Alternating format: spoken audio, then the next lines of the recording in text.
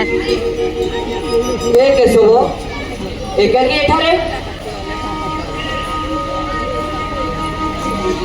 ସଖା ତୃପ୍ତିରେ ବିଶ୍ରାମ ପାଇଁ ଏହି ସ୍ଥାନରେ ଆସିଛି। ଆସ କିଛି ସମୟ ବସି ମେଣ୍ଟାଇ ରଖା। ଏ ଯୁଦ୍ଧ ଭୂମିରେ କ୍ଳାନ୍ତି କଣ ଦୂର ହୁଏ ସଖା? ଶାନ୍ତି କଣ ଆସେ ମନରେ? ଭାଇ ବନ୍ଧୁ ଗୁରୁଜନେ ସେ ଜମାଳେ ବହୁ ଅଧୈର୍ଯ୍ୟ ସଖା, କର୍ତ୍ତବ୍ୟରେ ଦିଅ ଧ୍ୟାନ, ଭୁଲିଯାଅ ସଂସାର ବନ୍ଧନ। ଯୁଦ୍ଧ କ୍ଷେତ୍ରେ ଶତ୍ରୁ ଆତ୍ମୀୟ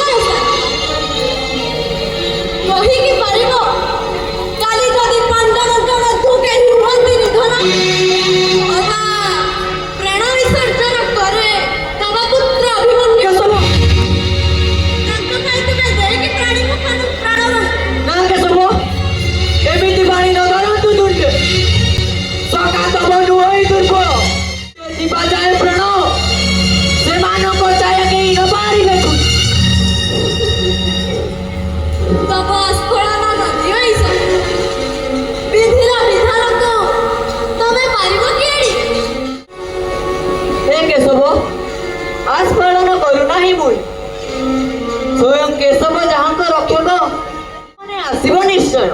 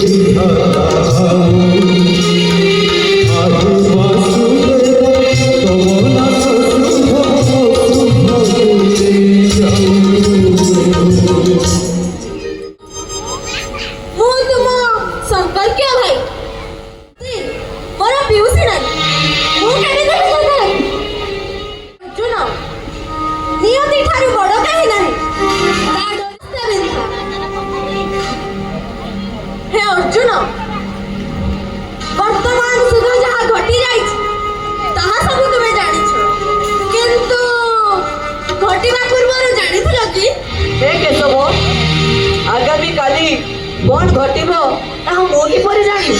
ତାହା ହିଁ ସତ୍ୟ। ସେ ସବୁ ଅଦୃଶ୍ୟ ରହିଥାନ୍ତି। ବିଧି ନିର୍ଦ୍ଦେଶ କାର୍ଯ୍ୟକୁ ରୋଧିବାର ଶକ୍ତି କାହାରି ନାହିଁ। ତେଣୁ ହେ ଅର୍ଜୁନ ତୁମେ କିପରି ରୋଧିବ? ହେ କେଶବ ମୋର ସମସ୍ତ ଶିକ୍ଷା ଆଉ ଦେବସ୍ତ୍ର ବୃଥା ଯିବ।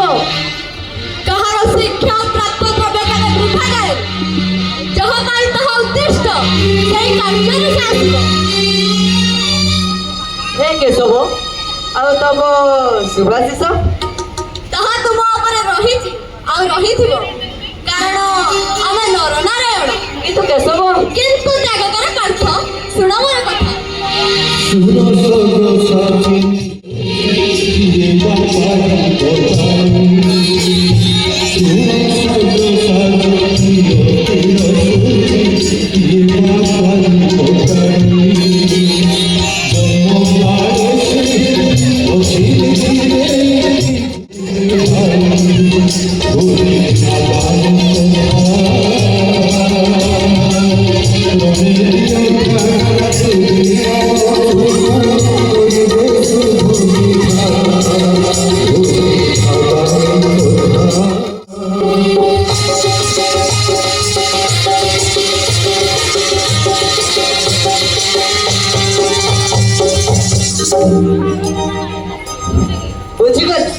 ବୁଝିଗଲି ସଖା, ନଚିନ୍ତି ବି ଆଉ।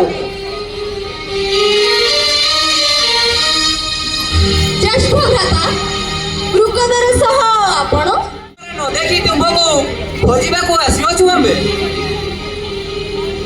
ଅବଶ୍ୟ ବିଶ୍ରାମ ନ କରି ଏହି ଦିକେ ଆସିଲେ କାହିଁକି? ଶିବିରରେ ନ ପାଇ ଜ୍ୟେଷ୍ଠ ଭ୍ରାତା ହୋଇଲେ ବିବ୍ରତ, ତେଣୁ ତବ ଅନ୍ୱେଷଣେ ଆସିଲୁ ବାହାରି।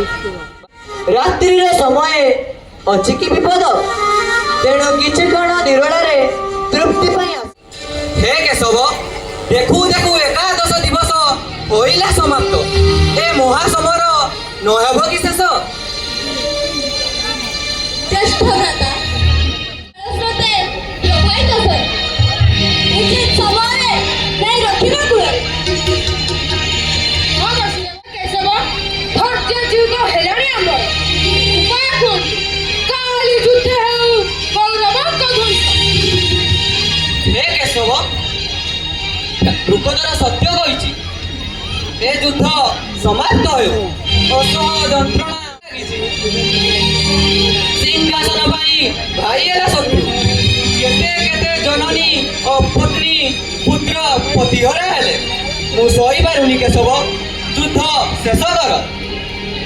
ହେ ଧର୍ମରାଜ, ଏ ଆପଣଙ୍କ ମନର ଭ୍ରମ। ଏ ମାୟା ସଂସାରରେ କେହି ନୁହେଁ କାହାର। ଏସବୁ ଅଳିକ ମାତ୍ର। ତେଣୁ ହେ ଜ୍ୟେଷ୍ଠ ଭ୍ରାତା, ଏସବୁ ଭୁଲି ରଣ ପ୍ରତି ଧ୍ୟାନ ଦିଅନ୍ତି। ହଁ ଭ୍ରାତା, ବାସୁଦେବ ସତ୍ୟ କହିଛନ୍ତି। ବର୍ତ୍ତମାନ ଯୁଦ୍ଧ ଲକ୍ଷ୍ୟ। ସତ୍ୟବ୍ରତ, ଯୁଦ୍ଧ ବିନା ଅନ୍ନ କିଛି ନଦୀ ସରିଯାଉ।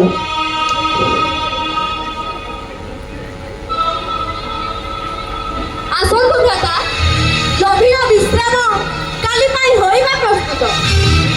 ଚାଲ ସର୍ବେ।